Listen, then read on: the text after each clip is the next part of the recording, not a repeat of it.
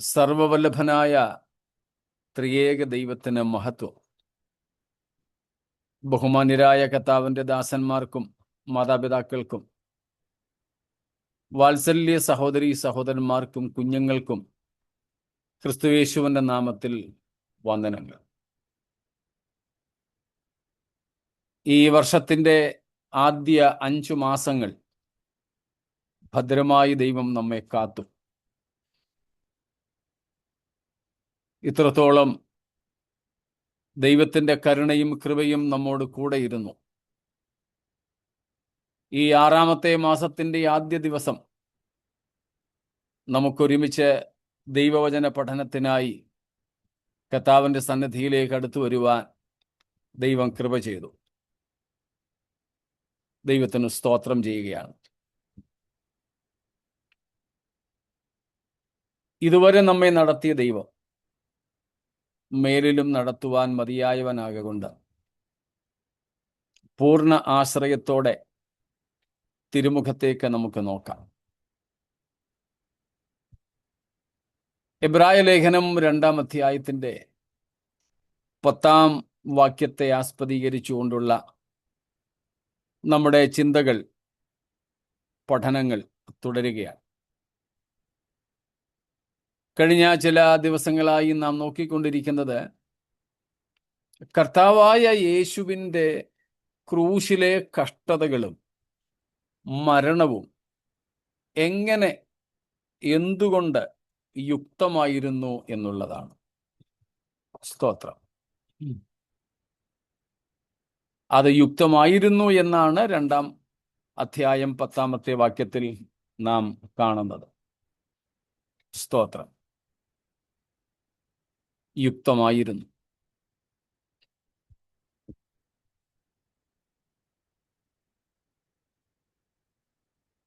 കർത്താവായ യേശു ക്രൂശിൽ മരിച്ചു. വെറും മരണമായിരുന്നില്ല, മരിക്കുന്നതിന് മുമ്പ് തന്നെ ക്രിസ്തു കഷ്ടാനുഭവങ്ങളാൽ തികഞ്ഞവനായി തീർന്നു എന്നാണ് നാം വായിക്കുന്നത്. അതേ സംബന്ധിച്ച ചില കാര്യങ്ങൾ നാം കഴിഞ്ഞ ദിവസം ചിന്തിച്ചു. അതിൽ ഒരു ചോദ്യം എന്നോട് വ്യക്തിപരമായിട്ട് നമ്മുടെ ശനിയാഴ്ചത്തെ ക്ലാസ്സിനെ ആസ്പദമാക്കിക്കൊണ്ട് ഒരാൾ ചോദിക്കുകയുണ്ടായി. അതായത്, കർത്താവായ യേശുക്രിസ്തുവിൻ്റെ കഷ്ടാനുഭവങ്ങളെയും പരീക്ഷകളെയും സംബന്ധിച്ചു പറഞ്ഞപ്പോൾ പിതാവായ ദൈവം യേശുക്രിസ്തുവിൻ്റെ പരീക്ഷകളെ അനുവദിച്ചു എന്ന പ്രസ്താവന, പിതാവായ ദൈവം യേശുക്രിസ്തുവിനെ പരീക്ഷിക്കുവാൻ അനുവദിച്ചു, അല്ലെങ്കിൽ അത് ദൈവത്തിൻ്റെ പദ്ധതിയായിരുന്നു എന്ന പ്രസ്താവന ആണ് സംശയത്തിനിടയാക്കിയത്. ചോദിച്ചയാളിന് മറുപടി കൊടുത്തു. എങ്കിലും നമ്മുടെ കൂട്ടത്തിൽ ആർക്കെങ്കിലും അങ്ങനെ ഒരു ചോദ്യം ഉണ്ടെങ്കിൽ അതിനും കൂടെ വ്യക്തത വന്നുകൊള്ളട്ടെ എന്ന് കരുതി ഞാനത് പരസ്യമായി പറയുന്നേ ഉള്ളൂ. മത്തായിയുടെ സുവിശേഷം 4-ാം അധ്യായത്തിന്റെ ആദ്യത്തെ വാക്യങ്ങളൊന്ന് വായിച്ചാട്ടെ. മാത്യു 4:1 ഫോളോയിങ്.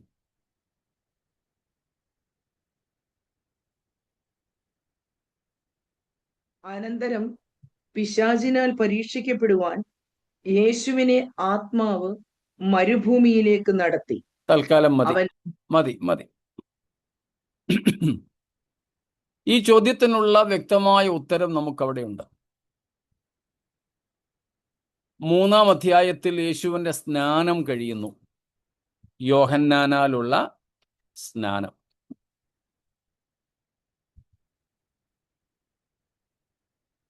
യോഹന്നാന്റെ സ്നാനമെന്നും മാനസാന്തര സ്നാനമെന്നും വെള്ളം കൊണ്ട് കഴിപ്പിക്കുന്ന സ്നാനമെന്നുമൊക്കെ ആ സ്നാനത്തിന് പേരുണ്ട്.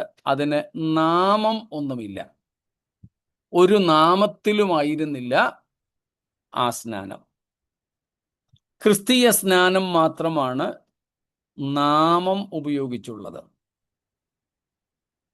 അതും കഴിഞ്ഞ ദിവസം ഒരാൾ ചോദിച്ചത് കൊണ്ട് ഞാൻ എടുത്തു പറഞ്ഞതാ.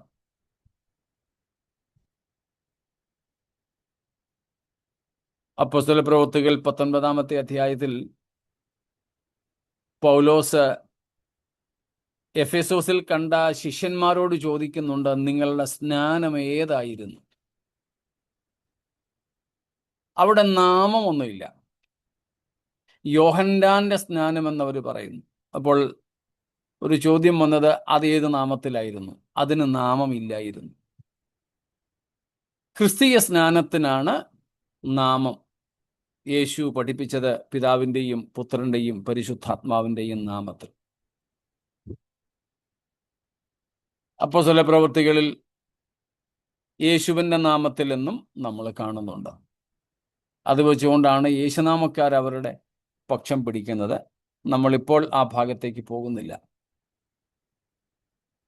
മടങ്ങി വരുന്നു. പിതാവായ ദൈവം യേശുവിനെ പരീക്ഷിച്ചോ? ദൈവം യേശുവിനെ പരീക്ഷിച്ചില്ല. പക്ഷേ പരീക്ഷ ദൈവം അനുവദിച്ചിരുന്നു. അത് ദൈവത്തിൻ്റെ പദ്ധതിയിൽപ്പെട്ടതുമായിരുന്നു. God did not tempt Jesus Christ, but it was permitted, and rather it was purposed for him. It was purposed for him. God had purposed that Jesus should go through the temptations, that also by the devil himself.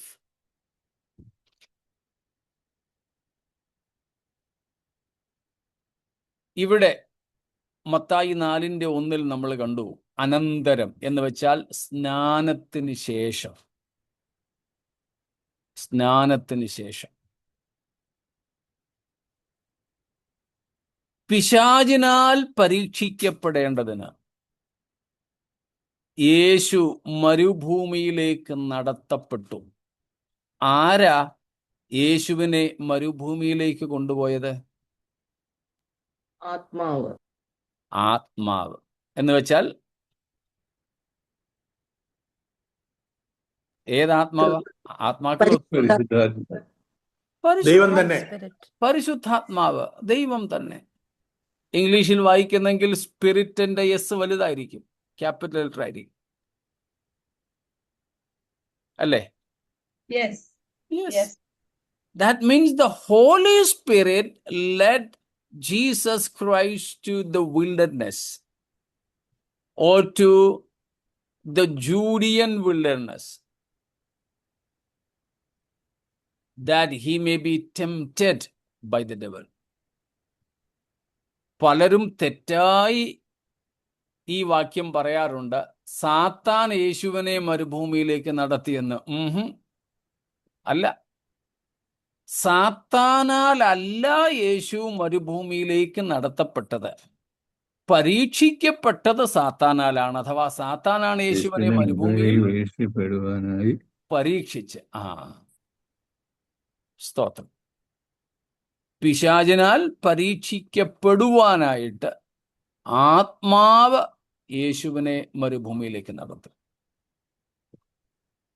So that was an inevitable purpose of God in the earthly life and ministry of Jesus, that he may be tempted, and God was very confident that Christ will overcome all the temptations as a perfect man, as God intended for every human being.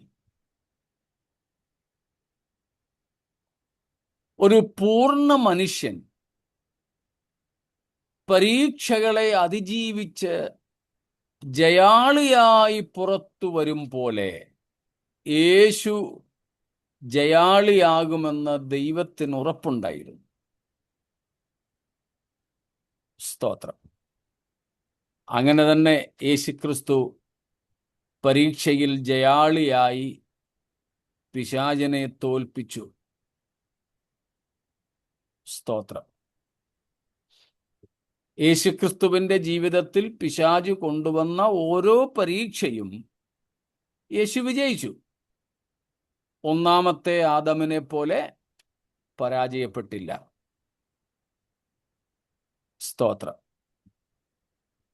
നാമും യേശുവും തമ്മിലുള്ള പരീക്ഷകളുടെ വ്യത്യാസങ്ങളൊക്കെ കഴിഞ്ഞ ദിവസം നമ്മൾ പറഞ്ഞതാണല്ലോ, അത് ആവർത്തിക്കുന്നില്ല.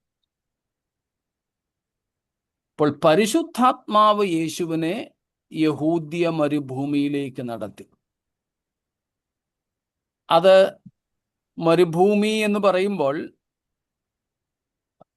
മണലാരണ്യമൊന്നുമല്ല. Judean wilderness എന്ന് പറയുന്നത് കാടുകളാണ് സത്യത്തിൽ. യോർദാന്റെ തീരപ്രദേശങ്ങൾ.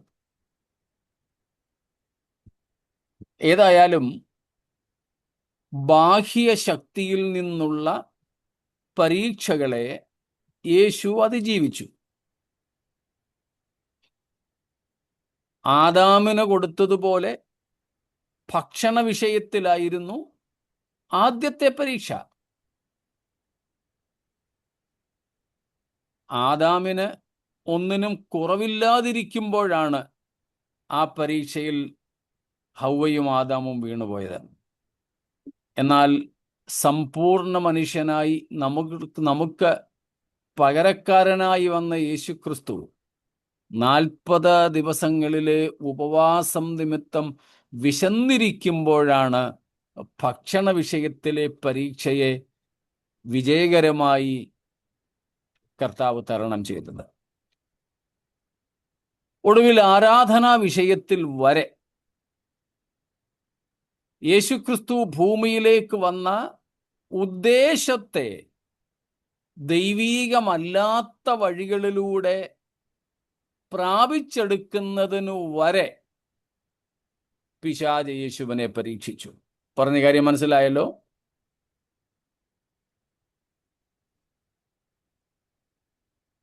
മനസ്സിലായോ എല്ലാവർക്കും? യെസോ നോയോ? ചിലർക്കൊക്കെ കിട്ടിക്കാണുമെന്ന് എനിക്കറിയാം. ഒരല്പം ശ്രദ്ധ പതറിയാൽ അത് കിട്ടിക്കാണാൻ സാധ്യതയില്ല. ആവർത്തിക്കണ്ടല്ലോ. സ്തോത്രം. Okay. Jesus was tempted as Adam was tempted initially in the matter of food. Adam and Eve were tempted in that particular matter of eating or fruit or food when they were in abundance. They were not in lacking anything. They had the abundance even of the fruit of the tree of life. Abundance they had. But Jesus was tempted in the matter of food while he was in fasting, abstinence of food for almost 40 long days and nights. But still he overcame. Jesus overcame. And Jesus was tempted even in the matter of worship. ആരാധനാ വിഷയത്തിൽ പോലും യേശു പരീക്ഷിതനായി. Rather, Jesus had come with a purpose, a definite purpose, a goal. Satan tempted Jesus to achieve that goal, but not in the way God intended. That means the purpose, the goal was fine, but not the way.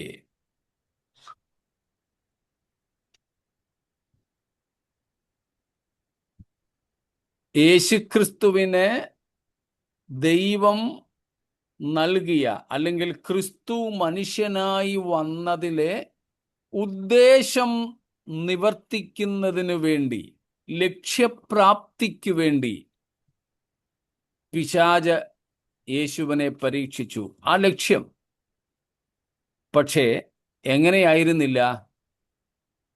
ദൈവം നിയമിച്ച മാർഗത്തിലൂടെ ആയിരുന്നില്ല. അവിടെയാണ് ശ്രദ്ധിക്കേണ്ടത്.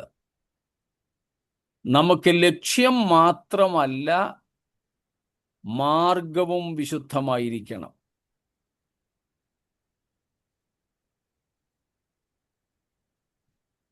This is very important. Not only the goal, but also the way should be divinely appointed. Divinely appointed. ലക്ഷ്യം മാത്രം പ്രാപിക്കുകയല്ല. സ്തോത്രം. മാർഗവും വിശുദ്ധമായിരിക്കണം. ചിലരൊക്കെ പഠിപ്പിക്കുന്നത് മാർഗം ഏതായാലും സാരമില്ല, ലക്ഷ്യം ശരിയായിരുന്നാൽ മതിയെന്ന. അല്ല, സാത്താൻ അതാണ് പലപ്പോഴും ഓഫർ ചെയ്യുന്നത്. സാത്താൻ പലപ്പോഴും വാഗ്ദത്തം ചെയ്യുന്നത്, നിനക്ക് ലക്ഷ്യം നേടിയപ്പോരെ, തരാം.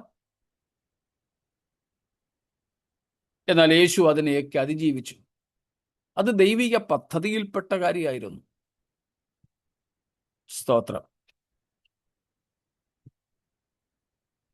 അതാണ് നാം കഴിഞ്ഞ ദിവസം പറഞ്ഞത്. ഇത്രയും വ്യക്തമാണോ? എന്തെങ്കിലും ചോദ്യങ്ങൾ ഇതുവരെ ഉള്ളതിലുണ്ടോ?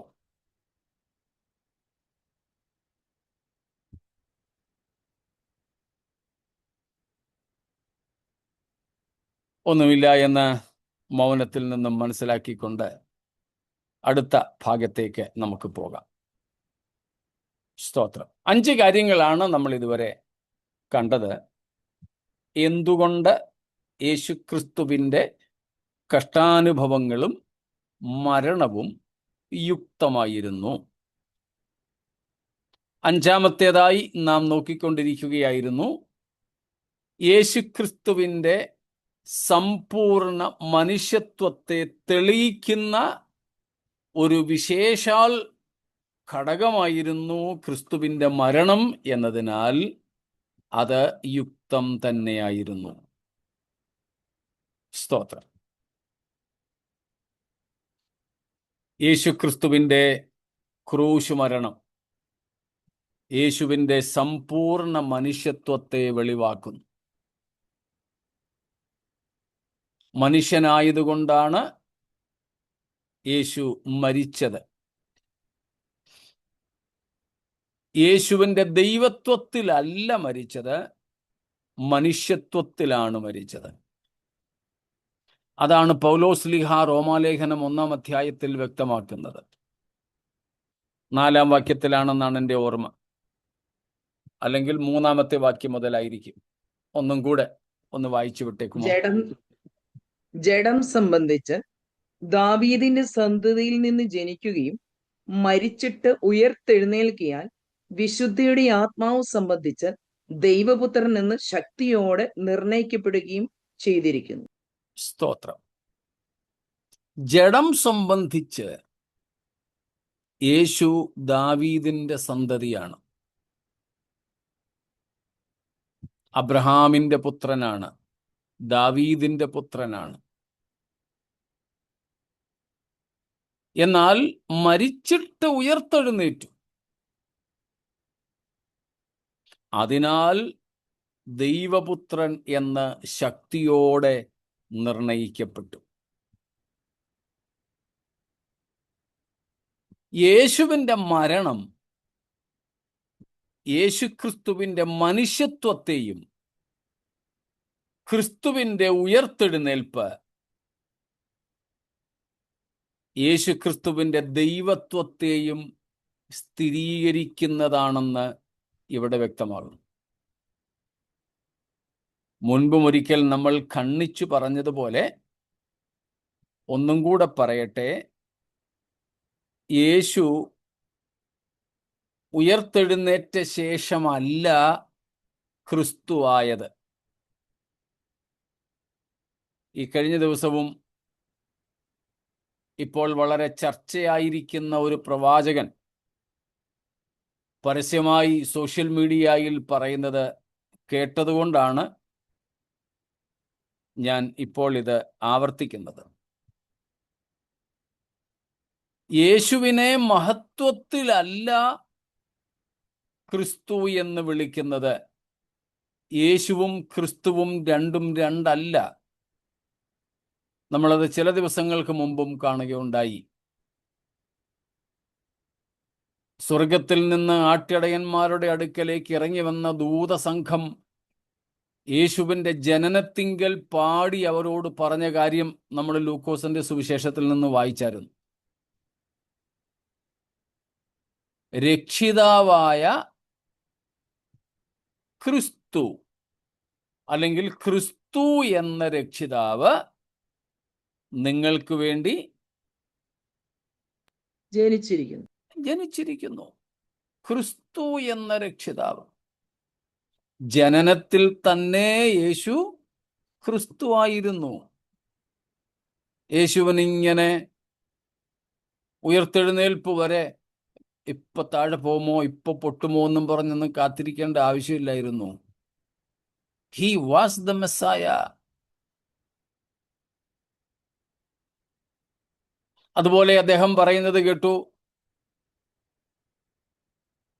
മറുരൂപമലയിൽ വെച്ചാണ്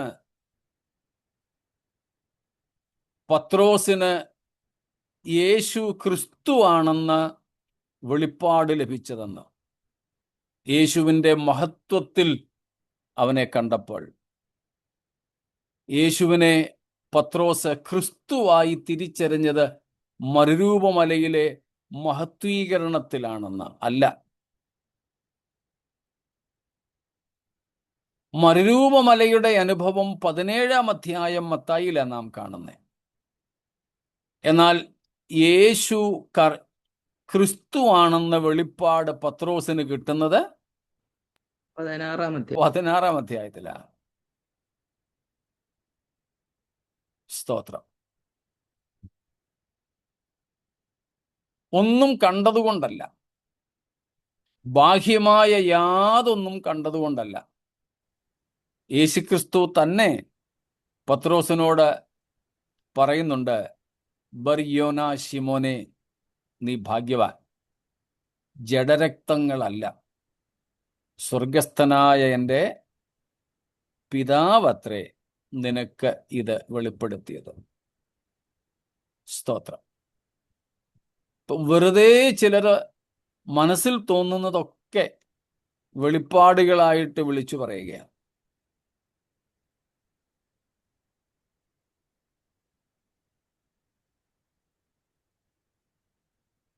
അമേരിക്കയും ഇസ്രായേലും ഇറാനും ഒക്കെ ആയിട്ടുള്ള യുദ്ധത്തോടനുബന്ധിച്ചും പ്രവചനത്തോടനുബന്ധിച്ചുമൊക്കെയാണ് ആ പ്രവാചകനെ ആൾക്കാർ ഇന്റർവ്യൂ ചെയ്യുന്നതും സോഷ്യൽ മീഡിയയിൽ അദ്ദേഹം ഈ കാര്യങ്ങളൊക്കെ പറയുന്നതും. അങ്ങനെ ഒന്ന് കേട്ടതാണ്. സ്തോത്രം. എന്നാൽ പ്രിയപ്പെട്ടവരെ ഓർക്കുക, ക്രിസ്തു തൻ്റെ ജനനത്തിങ്കൽ തന്നെ, യേശു തൻ്റെ ജനനത്തിങ്കൽ തന്നെ ക്രിസ്തുവായിരുന്നു.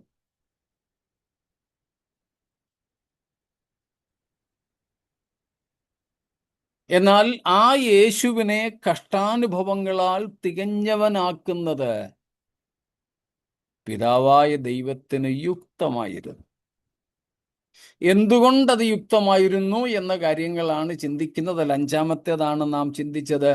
അത് യേശുവിൻ്റെ മനുഷ്യത്വത്തെ വെളിപ്പെടുത്തുന്നു. യേശു സമ്പൂർണ്ണ മനുഷ്യൻ ആയിരുന്നു, പൂർണ്ണ മനുഷ്യൻ. അത് തൻ്റെ മരണത്തിലൂടെ വെളിപ്പെടുത്തി. ജനനത്തിലൂടെ തന്നെ അത് വെളിപ്പെട്ടതാണ്. മരണം അതിൻ്റെ ഏറ്റവും ഉച്ചകോടിയിലെ സ്ഥിരീകരണമായിരുന്നു. മരിക്കുക മാത്രമല്ല, അവൻ്റെ ശരീരം ശീലകളിൽ പൊതിഞ്ഞു, സുഗന്ധദ്രവ്യങ്ങളിട്ടു, കല്ലറയ്ക്കുള്ളിൽ അടക്കം ചെയ്തു. അകത്ത് ശവശരീരമുണ്ടെന്ന് റോമൻ പട്ടാളം ഉറപ്പാക്കി. റോമൻ സർക്കാരിൻ്റെ മുദ്രയും വെച്ചു. അത്രയും മതിയല്ലോ യേശുവിൻ്റെ മനുഷ്യത്വത്തെയും മരണത്തെയും ഉറപ്പാക്കുവാൻ. സ്തോത്രം. അതായിരുന്നു നാം അഞ്ചാമതായിട്ട് കണ്ടുകൊണ്ടിരുന്നത്. ഇത്രയും കാര്യങ്ങളിൽ എന്തെങ്കിലും ചോദ്യങ്ങൾ ഉണ്ടെങ്കിൽ ആവാം, ഇല്ലെങ്കിൽ നമുക്ക് മുൻപോട്ട് പോകാം.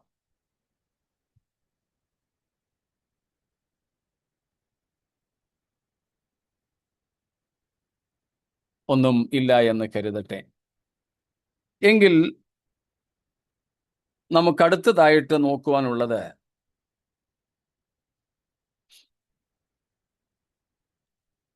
ആറാമത്, എന്തുകൊണ്ട് ഇത് യുക്തമായിരുന്നു? ക്രിസ്തുവിൻ്റെ കഷ്ടാനുഭവങ്ങളും ക്രൂശുമരണവും എന്തുകൊണ്ട് യുക്തമായിരുന്നു? അതിൽ ആറാമത്തെ കാര്യമാണ് പാപത്തിൻ്റെ ശമ്പളം മരണമത്രേ എന്ന ദൈവത്തിൻ്റെ വിധിയെ, ദൈവത്തിൻ്റെ വിധി പ്രസ്താവത്തെ ഉറപ്പിക്കുന്നതാണ്, അല്ലെങ്കിൽ സ്ഥിരപ്പെടുത്തുന്നത്, അല്ലെങ്കിൽ വെളിവാക്കുന്നതായിരുന്നു യേശുവിൻ്റെ മരണം എന്നതിനാൽ അത് യുക്തമായിരുന്നു. പാപം ചെയ്യുന്ന ദേഹി മരിക്കണം. പാപത്തിൻ്റെ ശമ്പളം മരണം. സ്തോത്രം. അത് ദൈവത്തിൻ്റെ നീതിയുള്ള വിധിയാണ്. സ്തോത്രം. ആ വിധി, പാപത്തിൻ്റെ ശിക്ഷ, ഇത് പാപിയുടെ ശിക്ഷയായിരുന്നില്ല, പാപത്തിൻ്റെ ശിക്ഷ. ആ പാപത്തിൻ്റെ ശിക്ഷ മുഴുവനും യേശു ഏറ്റെടുത്തത് തൻ്റെ ജഡശരീരത്തിന്മേലാണ്. അതാണ് നമ്മൾ ആവർത്തി വായിച്ചിട്ടുള്ള റോമർ 8:3 നാം വായിക്കുന്നത്. ജഡത്താലുള്ള ബലഹീനത നിമിത്തം ന്യായപ്രമാണത്തിന് കഴിയാഞ്ഞതിനെ സാധിക്കുവാൻ ദൈവം തന്റെ പുത്രനെ പാപജഡത്തിന്റെ സാദൃശ്യത്തിലും പാപനിമിത്തവും അയച്ചു പാപത്തിന് ജഡത്തിൽ ശിക്ഷ വിധിച്ചു. പാപത്തിന് ജഡത്തിൽ ശിക്ഷ വിധിച്ചു. സ്തോത്രം. പാപത്തിന് ജഡത്തിൽ ശിക്ഷ വിധിച്ചു. യേശുക്രിസ്തുവിൻ്റെ ക്രൂശുമരണം പാപത്തിൻ്റെ ശിക്ഷയായിരുന്നു. അത് ഒന്നാമത്തെ വിഷയത്തിൽ നമ്മൾ അല്പമായിട്ട് ചിന്തിച്ചതാണ്. അതുകൊണ്ട് ഇവിടെ വിശദീകരിക്കുന്നില്ല. ഒന്നാമത്തെ കാര്യം നമ്മൾ കണ്ടത് ദൈവത്തിൻ്റെ സ്വഭാവവുമായി ബന്ധപ്പെട്ടതാണ്. അവിടെ നമ്മൾ നീതിയെക്കുറിച്ച് പഠിച്ചു. ഇവിടെ കർത്താവായ യേശുക്രിസ്തുവിൻ്റെ ക്രൂശ് മരണത്താൽ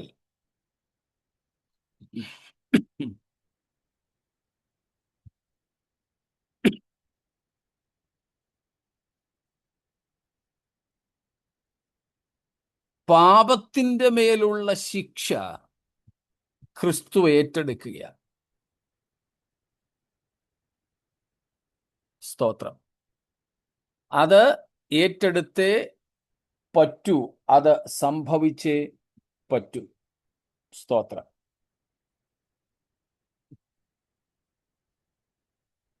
By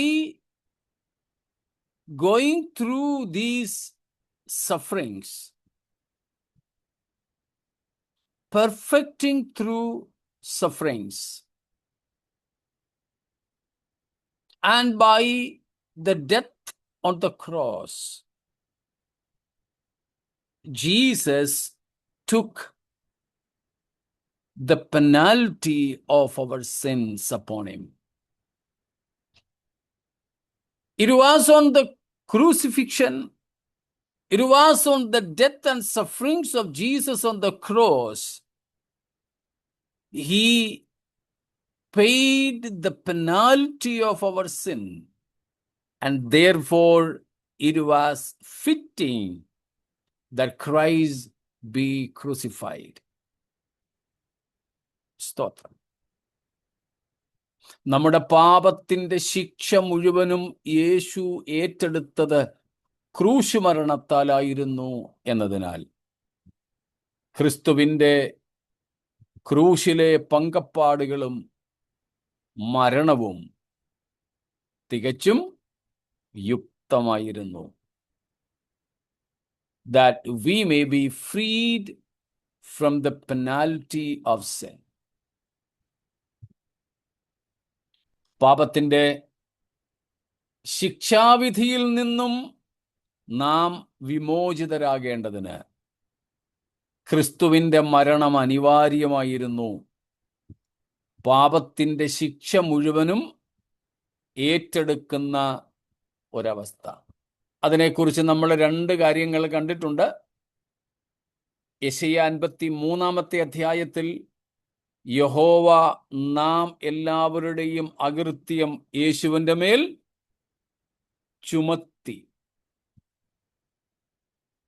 2 പത്രോസ് പറയുന്നു, 1 പത്രോസ് 2:24 യേശു സ്വയം നമ്മുടെ പാപങ്ങളെ തൻ്റെ ശരീരത്തിന്മേൽ വഹിച്ചുകൊണ്ട് കുരിശിന്മേൽ കയറി.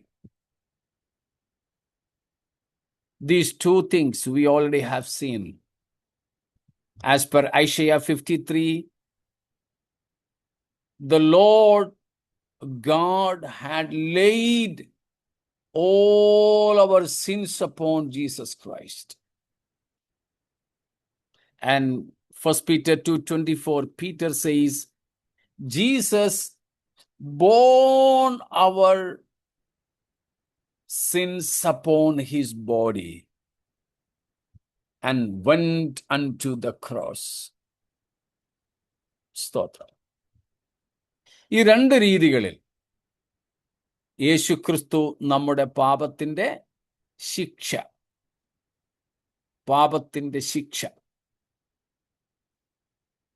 ഏറ്റെടുത്തു. അത് ക്രൂശിലായിരുന്നു യേശു ചെയ്തത്. നമ്മളതേക്കുറിച്ചും കണ്ടിട്ടുണ്ട്. ക്രൂശിൽ നമുക്ക് കാണുവാൻ കഴിയുന്ന ചിലത് മാത്രമേ ഉള്ളൂ. Cross is simply a spectacular climax of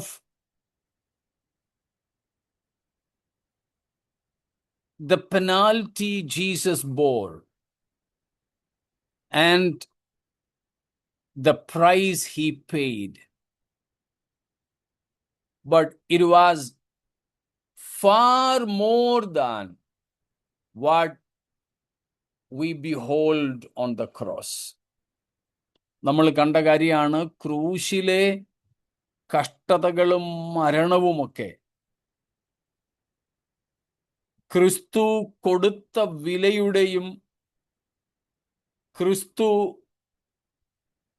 സഹിച്ച ശിക്ഷയുടെയും നമുക്ക് കാണുവാൻ കഴിയുന്ന അല്ലെങ്കിൽ ദൃശ്യമായ ഒരു ഉച്ചകോടി മാത്രമാണ്. സ്പെക്ടാക്കുലർ ക്ലൈമാക്സ്, ഒരു ദൃശ്യമായ ഉച്ചകോടി മാത്രമാണ്. സ്തോത്രം. എന്നാൽ നമുക്ക് കാണുവാൻ കഴിയുന്നതിനേക്കാൾ ഏറെ, ക്രൂശിൽ നാം കാണുന്നതിനേക്കാൾ ഒത്തിരിയാണ് യേശു സഹിച്ചതും യേശു കൊടുത്തതും, കൊടുത്ത വിലയും സഹിച്ച ശിക്ഷയും. നമുക്കത് ഗ്രഹിക്കാൻ കഴിയില്ല. നിത്യതയിൽ പോലും നമ്മളത് ഗ്രഹിച്ച് തീരുകയില്ല എന്ന് നമ്മൾ പഠിച്ചിട്ടുണ്ട്. അത്രയ്ക്കധിക. അപ്പോൾ അതെല്ലാം കർത്താവ് ചെയ്തത് ക്രൂശിലാണ്. അതുകൊണ്ട് യേശുവിൻ്റെ ക്രൂശ് മരണം അനിവാര്യമായിരുന്നു, യുക്തമായിരുന്നു. It was necessary that Jesus die on the cross because he had to bear the penalty of our sins and pay the price of our redemption. നമ്മുടെ പാപത്തിൻ്റെ ശിക്ഷ വഹിക്കേണ്ടതും നമ്മുടെ വീണ്ടെടുപ്പിൻ്റെ വില കൊടുക്കേണ്ടതും അനിവാര്യമായിരുന്നു എന്നതിനാൽ യേശുക്രിസ്തുവിൻ്റെ ക്രൂശ് മരണം യുക്തമായിരുന്നു.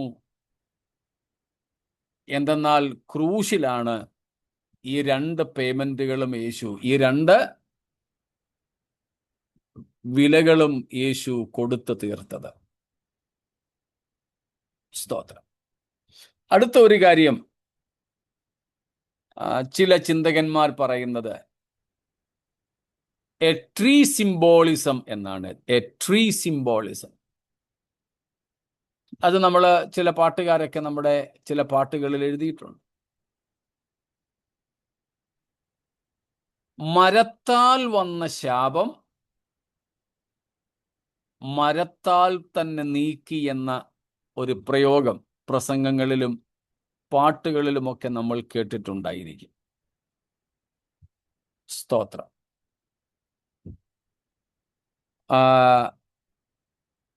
സെന്റ് തോമസ് അക്വിനാസ് ഉൾപ്പെടെയുള്ള ചിന്തകന്മാർ ആദ്യ നൂറ്റാണ്ടുകളിൽ തന്നെ മുൻപോട്ട് വെച്ചൊരാശയമായിരുന്നു അത്. ആദാം ഹവ്വമാരുടെ പാപം ഒരു വൃക്ഷഫലം തിന്നതിലൂടെയാണ് ഉളവായത്. അതിന് പരിഹാരവും യേശുക്രിസ്തു മരത്താൽ തന്നെ നീക്കി. നമ്മുടെ ഇടയിലും നമ്മളതിനു മുമ്പ് ഈ കാര്യം പഠിച്ചിട്ടുണ്ട്. അതുകൊണ്ട് യേശുവിൻ്റെ കഷ്ടാനുഭവങ്ങളും ക്രൂശ് മരണവും യുക്തമായിരുന്നു എന്നൊരാശയമാണ് ഇവിടെ ഉള്ളത്. കൂടുതൽ വിശദമാക്കാതെ നമുക്കത് മനസ്സിലാക്കാണമല്ലോ. ഒരു മരത്തിൻ്റെ ഫലം കഴിച്ചതുകൊണ്ട് ആദാം ഹവ്വമാർ ശാപഗ്രസ്തരും പാപികളും ആയി. അങ്ങനെ മരത്താൽ മനുഷ്യരിലേക്ക് പ്രവേശിച്ച പാപത്തെ നീക്കേണ്ടതിന് ദൈവം കണ്ടെത്തിയ യുക്തിയായിരുന്നു മരത്താൽ തന്നെ അതിന് പരിഹാരമുണ്ടാവുക. അതിനുവേണ്ടിയാണ് മരക്കുരിശിൽ യേശു തൂങ്ങപ്പെട്ടത്. മരക്കുരിശിൽ യേശു തൂങ്ങപ്പെട്ടത്. യേശുക്രിസ്തുവിൻ്റെ ക്രൂശ് മരണത്താൽ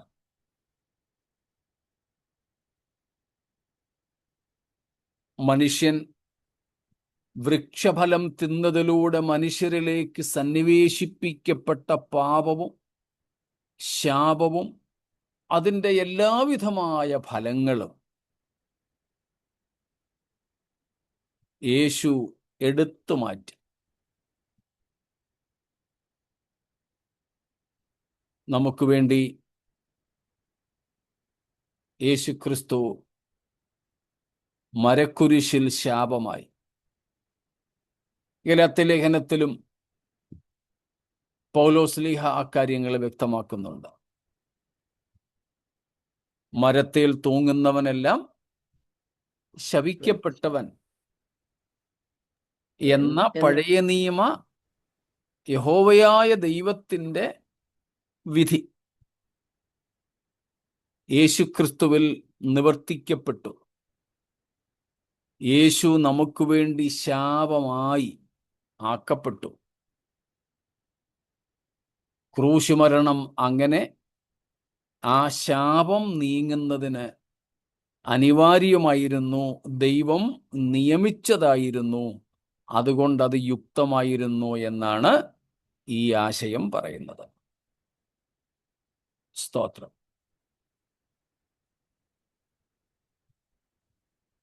മറ്റേതെങ്കിലുമൊക്കെ മാധ്യമങ്ങളിലൂടെ ദൈവത്തിന് മനുഷ്യകുലത്തെ രക്ഷിക്കാമായിരുന്നു. കഴിഞ്ഞ ദിവസവും നമ്മൾ പറഞ്ഞതുപോലെ ദൈവത്തിന് വേറെ എന്തെല്ലാം മാർഗങ്ങൾ ഉണ്ടായിരുന്നു. പക്ഷേ സർവജ്ഞാനിയും സർവശക്തനും സർവാധികാരിയുമായ ദൈവത്തിന് ഇങ്ങനെയാണ് യുക്തമായത്. ആ യുക്തമായതിൻ്റെ പിൻപിലെ യുക്തിയാണ് നമ്മൾ നോക്കുന്നത്.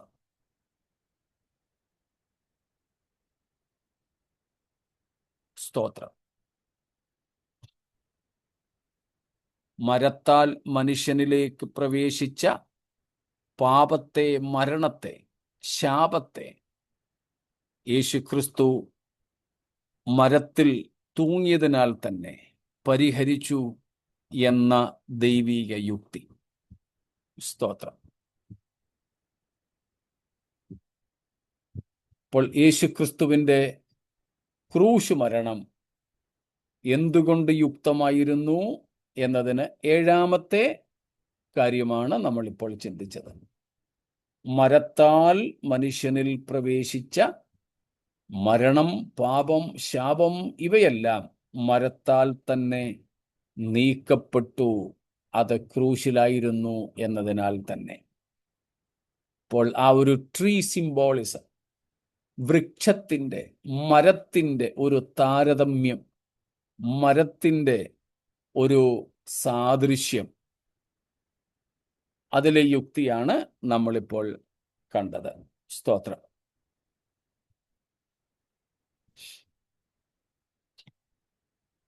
ഇപ്പൊ കർത്താവായ യേശുക്രിസ്തു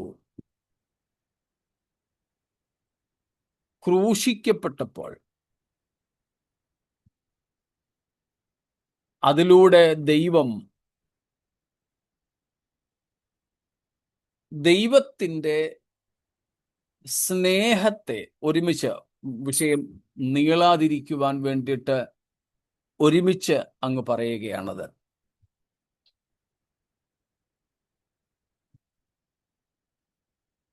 ദൈവത്തിൻ്റെ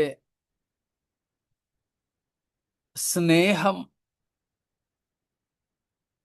ദൈവത്തിൻ്റെ ദയ, ദൈവത്തിൻ്റെ ജ്ഞാനം, ദൈവത്തിൻ്റെ ശക്തി എന്നിവയെല്ലാം അസന്നിഗ്ധമായിട്ട് വെളിപ്പെടുത്തിയത് ക്രൂശിലായിരുന്നു. ഓരോന്നോരോന്ന് എടുത്തു പറയേണ്ടതാണെങ്കിലും സമയലാഭത്തിനായിട്ട് ഒരുമിച്ചങ്ങ് പറഞ്ഞു വിടുന്നു. It was on the cross God manifested his manifold wisdom, his incomparable love,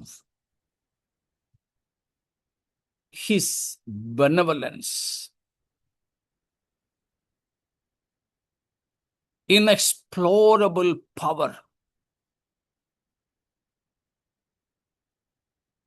and so on. So God manifested all these things on the cross by the death and the resurrection of Jesus Christ. And therefore, it was fitting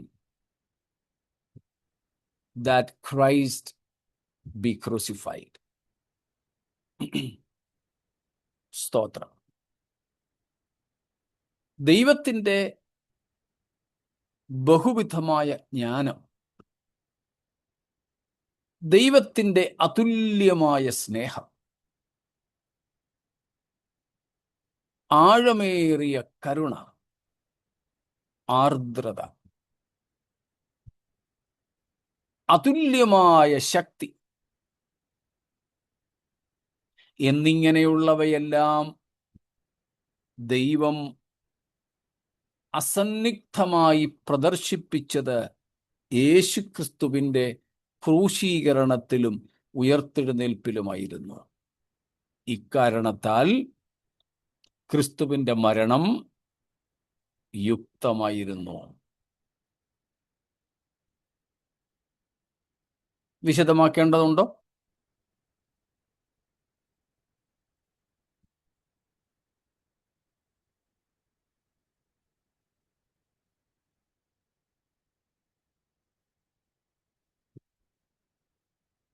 ഇല്ലെന്നാണ് നിങ്ങളുടെ മൗനം പറയുന്നത്. Okay, clear. സ്തോത്രം. അതുകൊണ്ട് യേശുക്രിസ്തുവിൻ്റെ മരണം യുക്തമായിരുന്നു. It was therefore fitting. It was fitting.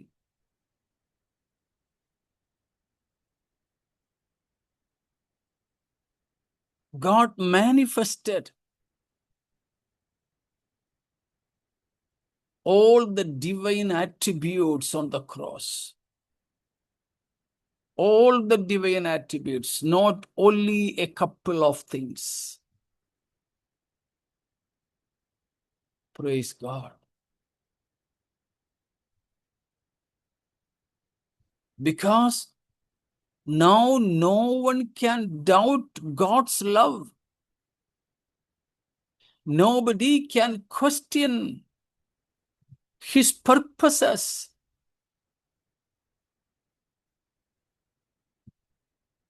ദൈവത്തിൻ്റെ സ്നേഹത്തെ ഇനിയും ആർക്കും സന്ദേഹിക്കാൻ, സംശയിക്കാൻ പറ്റില്ല. എന്തെങ്കിലും ഭൗമ വസ്തുക്കളുടെ ദാനങ്ങളിലല്ല ദൈവത്തിൻ്റെ സ്നേഹം. ദൈവത്തിൻ്റെ മഹത്വം. സ്തോത്രം. ദൈവത്തിൻ്റെ സ്നേഹമാകട്ടെ, മഹത്വമാകട്ടെ, ദയയാകട്ടെ, കരുണയാകട്ടെ, ശക്തിയാകട്ടെ, ഇതിൻ്റെ എല്ലാം പാരമ്യമായ പ്രകടീകരണം, പ്രദർശനം ക്രൂശിന്മേലാണ്. സ്തോത്രം. അതിനാൽ തന്നെ നാം കാണുന്നുണ്ട്, സ്തോത്രം, പിശാചിനെ തോൽപ്പിച്ചത് യേശുക്രിസ്തു, പിശാചിനെ നീക്കിക്കളഞ്ഞത് ക്രൂശിലെ മരണത്താലാണ്. That powerful was the death of Jesus,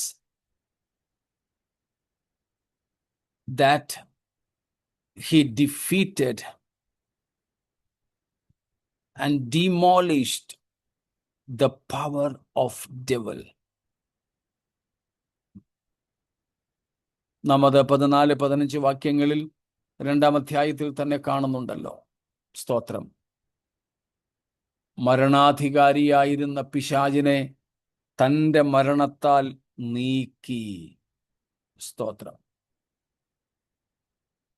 മനുഷ്യകുലത്തിന്മേൽ സഹസ്രാബ്ദങ്ങളായി ഭരണം നടത്തിക്കൊണ്ടിരുന്ന പൈശാചിക ശക്തികൾക്ക് മനുഷ്യരുടെ മേലുള്ള മുഴുവൻ അവകാശങ്ങളെയും ഇല്ലാതാക്കുന്ന ദൈവത്തിൻ്റെ അതിശക്തമായ ഇടപെടിയിൽ ഉണ്ടായത് ക്രൂശിലാണ്.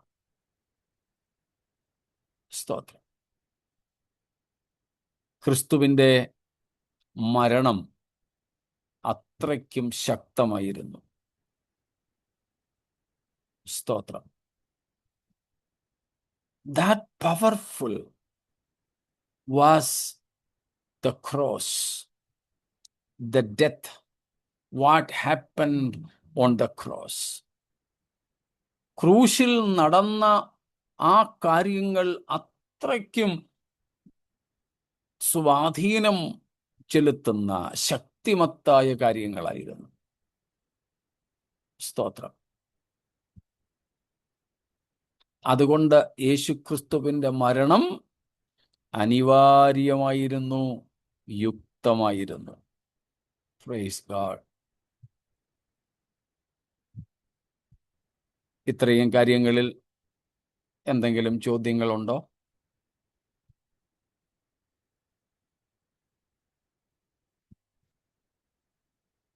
സ്തോത്രം.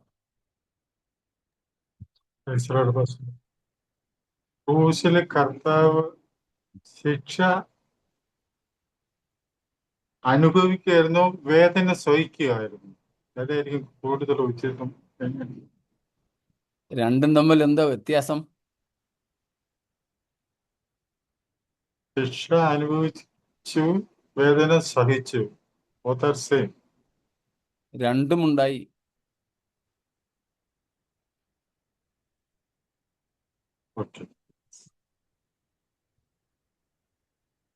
പാപത്തിന്റെ ശിക്ഷയാണ് യേശുക്രിസ്തു ക്രൂശിൽ സഹിച്ചത്.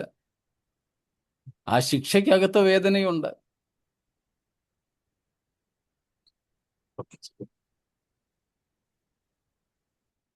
കൊച്ചനുസരണക്കേട് കാണിച്ചപ്പോൾ അതിന് ശിക്ഷ കൊടുത്തു.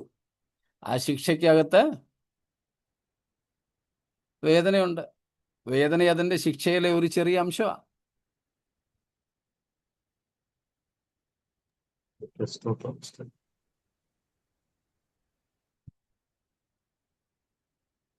യേശുക്രിസ്തു മാനവജാതിയുടെ പാപത്തിന്റെ ശിക്ഷ തൻ്റെ മേൽ വഹിച്ചു.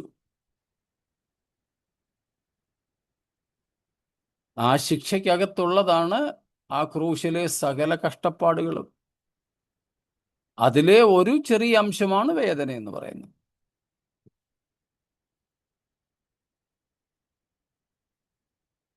സ്തോത്രം. മറ്റെന്തെങ്കിലും?